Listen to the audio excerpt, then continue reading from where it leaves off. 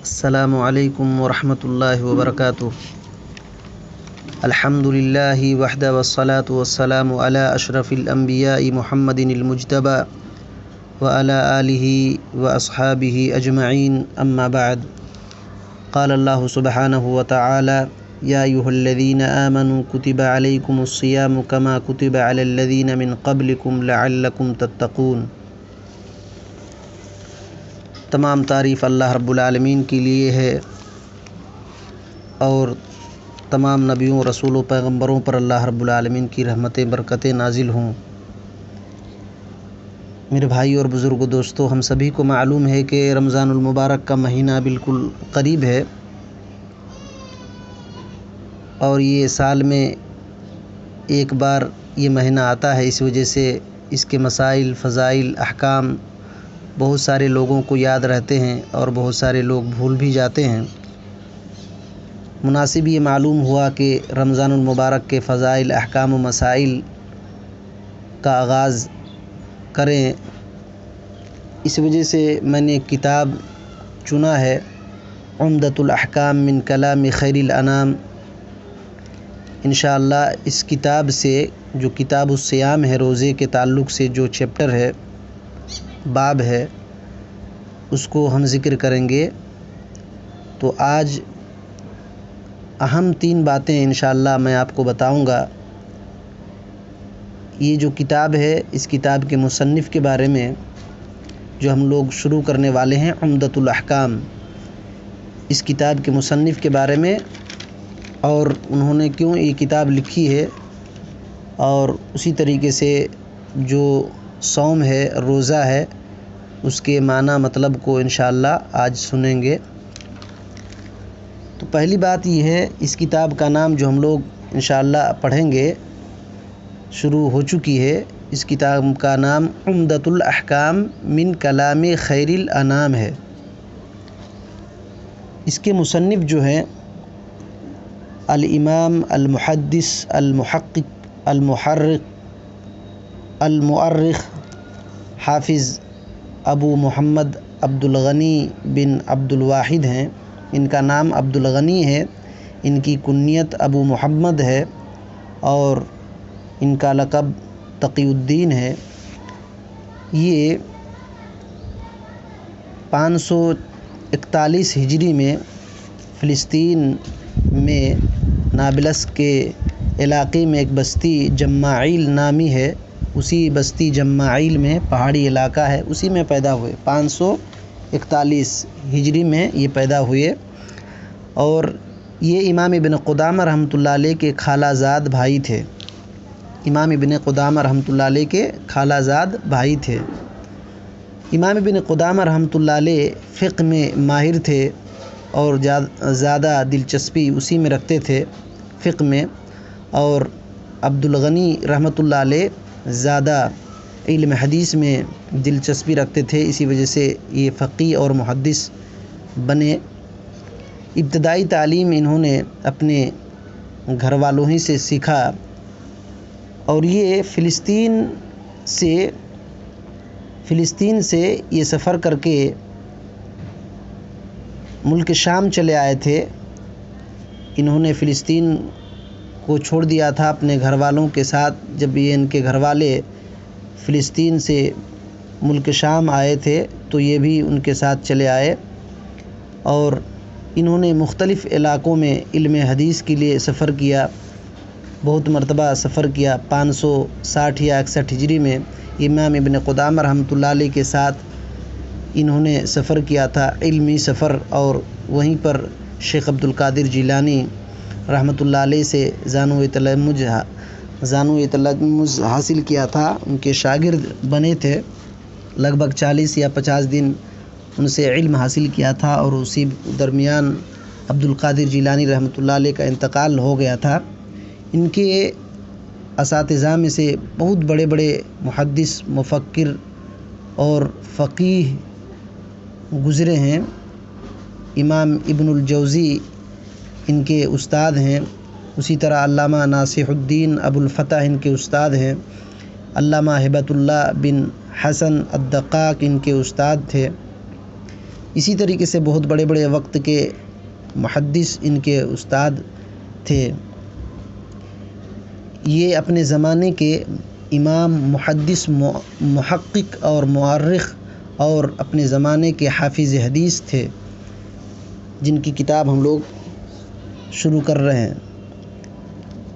تو یہ بہت بڑے عالم دین تھے اپنے زمانے کے، اور علم کے ساتھ ساتھ تقوی، پرہیزگاری بھی بہت اللہ رب العالمین نے ان کو عطا کیا تھا۔ ثبت ابن الجوزی فرماتے ہیں، کان ورعا زاہدا عابدا یقوم اکثر اللیل وکان کریما جوادا لا یدخر شیئا یتصدق علی الارامل والایتام۔ کہتے ہیں کہ یہ عبد الغنی رحمۃ اللہ علیہ یہ بہت ہی پرہیزگار، متقی، زاہد یعنی دنیا سے بے نیاز تھے، اور عابد تھے، عبادت کرنے والے تھے۔ رات کے اکثر حصے یہ جاگ کر کے قیام کرتے تھے، اور بہت ہی بزرگ اور سخی تھے، دان خیرات کرنے والے تھے۔ انہوں نے اپنے لیے کوئی ذخیرہ اندوزی نہیں کیا، بلکہ یہ یتیم اور بیواؤں پر صدقہ اور خیرات کر دیتے تھے۔ اور پھر فرماتے ہیں، وَكَانَ قَدْ ضَعُفَ بَصَرُهُ مِنْ كَثْرَةِ الْمُطَالَعَةِ وَالْبُكَاءِ۔ ان کی آنکھیں کمزور ہو گئی تھی پڑھ پڑھ کر کے، کثرت مطالعہ کی وجہ سے ان کی آنکھیں کمزور ہو گئی تھی، اور رو رو کر کے ان کی آنکھوں کی بینائی کمزور ہو گئی تھی، اور علم حدیث میں اور حفظ میں اپنے زمانے کے بالکل اقتدار روزگار تھے۔ ان کی مثال کے کوئی اس طریقے سے تیز حفظ میں اس زمانے میں نہیں تھے۔ اور علامہ ضیاء الدین المقدسی رحمۃ اللہ علیہ تو ان کے بارے میں یہ کہتے ہیں کہ کانا لا یسأل عن حدیث الا ذکرہ وبینہ وذکر صحتہ وسقمہ۔ کہتے ہیں کہ جب ان سے کسی حدیث کے بارے میں سوال کیا جاتا تھا، پوچھا جاتا تھا، تو اس حدیث کو ذکر کر دیتے تھے، واضح کرتے تھے، اور اس کی صحت اور ضعف یعنی یہ حدیث صحیح ہے یا ضعیف ہے اس کو بھی بیان کرتے تھے۔ وَكَانَ يُقَالُ هُوَ امیر المؤمنین فی الحدیث، اور ان کو اپنے زمانے کے حدیث میں امیر المؤمنین کہا کرتے تھے، اپنے زمانے کے امیر المؤمنین کہا کرتے تھے۔ جیسے کہ امیر المؤمنین فی الحدیث مشہور ہے، امام بخاری رحمۃ اللہ علیہ کو کہا کرتے ہیں، اسی طریقے سے ان کو اپنے زمانے میں امیر المؤمنین فی الحدیث کہا کرتے تھے، جن کی کتاب ہم لوگ پڑھنے والے ہیں۔ اسی طریقے سے امام ذہبی رحمۃ اللہ علیہ نے اپنی کتاب تذکرۃ الحفاظ وغیرہ میں اور بہت ساری کتابوں میں ان کے بارے میں یہ ہے کہ کان لا یرا منکرا الا غیر بیدہ او بلسانہ۔ جب یہ کسی کوئی غلط کام کرتے ہوئے، منکر کام کرتے ہوئے دیکھتے تھے تو اپنے ہاتھ اور اپنی زبان سے روکا کرتے تھے، اپنے ہاتھ اور اپنی زبان سے روکا کرتے تھے، اور پھر اللہ رب العالمین کے بارے میں کسی ملامت کرنے والے کی ملامت ان کے راستے میں رکاوٹ نہیں ہوتی تھی۔ وقد اراک مرتن خمرن، ایک مرتبہ انہوں نے شراب بیچنے والے کے شراب کو انڈھیل دیا، بہا دیا، تو شراب بیچنے والا آدمی نے تلوار نکال لیا، فلم یخف، تو امام موصوف رحمۃ اللہ علیہ ڈرے نہیں بلکہ ان کے تلوار کو پکڑ لیا۔ اتنا جری اللہ تعالیٰ نے ان کو طاقت دیا تھا۔ وکان قویًا، بہت طاقتور تھے۔ اور پھر امام ذہبی رحمۃ اللہ علیہ یہ فرماتے ہیں کہ بہت مرتبہ ایسا ہوتا تھا کہ لوگوں کے ستار جو ہے بجانے کا آلہ اس کو توڑ تاڑ دیتے تھے، اور ان کے بارے میں کہا جاتا ہے فَجَمَعَ إِلَى السَّخَاءِ بِالْعِلْمِ السَّخَاءَ بِالْمَالِ۔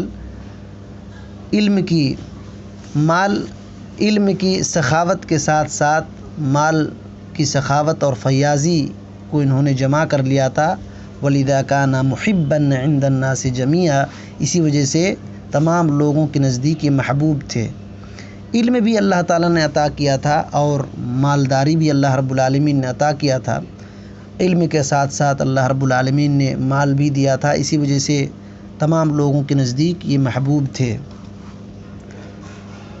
ان کی بہت ساری تصنیفات ہیں، ان کی کتابیں بہت ساری ہیں، انہوں نے جو کتابیں لکھی ہیں۔ ایک کتاب انہوں نے لکھی ہے کتاب المصباح فی عیون الاحادیث الصحاح، اس میں اس کتاب میں انہوں نے بخاری اور مسلم کی احادیث کو شامل کیا ہے اور اپنی سند سے اس کو ذکر کیا ہے۔ اس زمانے میں تقریباً 40 پر 8 جلدوں میں یہ کتاب تھی۔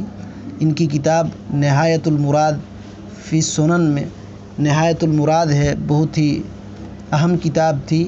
اسی طریقے سے تحفۃ الطالبین فی الجہاد والمجاہدین، جہاد اور مجاہدین کے بارے میں تحفۃ الطالبین انہوں نے کتاب لکھی ہے۔ فضائل و خیر البریہ نامی کتاب 4 جلدوں میں ان کی لکھی ہوئی ہے۔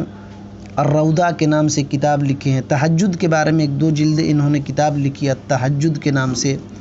الصلاۃ الی الاموات ان کی کتاب ہے۔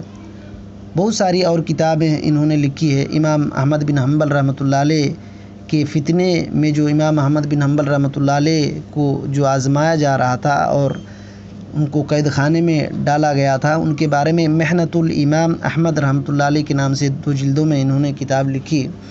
اسی طریقے سے ذم الریا، ذم الغیبہ کی کتاب لکھی ہیں اور الترغیب فی الدعاء کے نام سے کتاب لکھی ہیں۔ فضائل و مکہ پر کتاب لکھی ہے اور رمضان کی فضیلت کے بارے میں کتاب لکھی ہیں۔ ایک کتاب ان کی اور بہت ہی بہترین ہے، 40 من کلام رب العالمین۔ اسی طریقے سے حکایات کی کتاب الحکایات 7 جلدوں میں ان کی کتاب ہے۔ گویا کہ اللہ رب العالمین نے ان کو بہت علم عطا کیا تھا، اکثر فنوں میں انہوں نے کتابیں لکھی ہے اور علم حدیث کے تمام فنون میں یہ بہت ہی مضبوط تھے۔ اسی وجہ سے امام ذہبی رحمۃ اللہ علیہ نے کہا ہے کہ قیمن بجمیع فنون الحدیث، کہ یہ فنون حدیث کے فن میں، تمام فن میں یہ بہت مضبوط تھے اور ان کو اللہ رب العالمین نے جو حفظ اتقان کا ملکہ دیا تھا، ان کے زمانے میں اتنے تیز حافظہ والے، یادداشت والے نہیں تھے۔ ان کی جو وفات ہوئی یہ پیر کے دن 23 ربیع الاول سن 600 ہجری میں یہ انتقال کر گئے۔ ان کی پوری عمر 59 سال کی تھی۔ مصر میں ان کی تدفین ہوئی۔ تو یہ عمدۃ الاحکام من کلام خیر الانام کے مصنف ابو محمد عبد الغنی رحمۃ اللہ علیہ کی مختصر ایک جھلکی تھی ان کی زندگی کے بارے میں۔ دوسری بات جو میں کہا تھا کہ موٹی 2-3 باتیں بتاؤں گا، تو دوسری بات یہ ہے کہ انہوں نے یہ کتاب کیوں لکھی، عمدۃ الاحکام من کلام خیر الانام۔ انہوں نے مقدمے کے اندر یہ بات ذکر فرما دیا ہے کہ کچھ بھائیوں نے ان کو کہا کہ احکام کی ان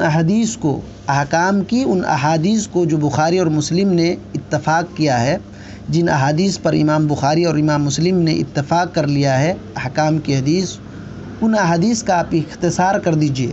تو ان کے جواب میں انہوں نے یہ کتاب لکھ ڈالی ہے اور یہ ایسی کتاب ہے جس کو بہت سارے لوگوں نے اس کی شرح کی ہے۔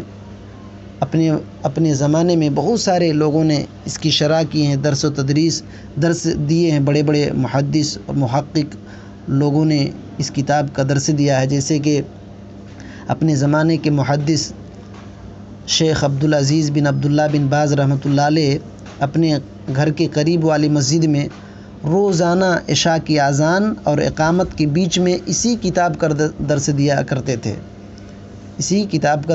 کرتے تھے۔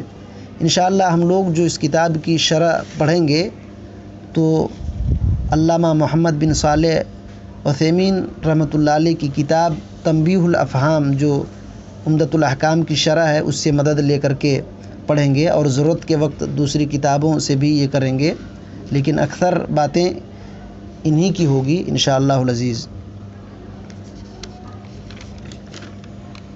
تو ان کے بارے میں جو باتیں ہم لوگوں نے سنا ہے اس کو ذہن نشین کر لینا چاہیے تاکہ اس کتاب کی اہمیت ہمارے ذہن و دماغ میں رہے اور لکھنے کی وجہ بھی معلوم ہو جائے۔ تو معلوم کیا ہوا لکھنے کی وجہ کہ بخاری مسلم ہی کی حدیثیں اس کتاب میں موجود ہیں، جتنی بھی حدیث اس کتاب میں ہے وہ بخاری مسلم سے لی گئی ہیں۔